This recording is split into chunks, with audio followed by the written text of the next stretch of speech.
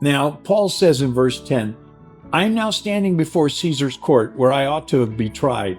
I have not done anything wrong to the Jews, as you know. However, if I'm guilty of anything deserving death, I don't refuse to die.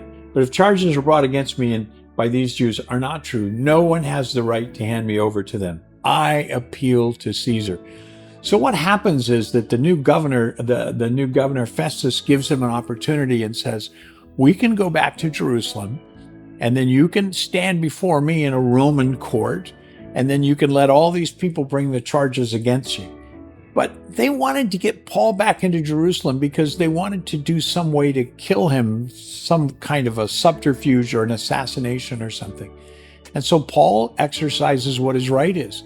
He said, if I'm going to stand before Caesar's court, because Festus was the Roman governor, Caesar's court that I want to stand before is the one in Rome, where I would stand before Caesar himself.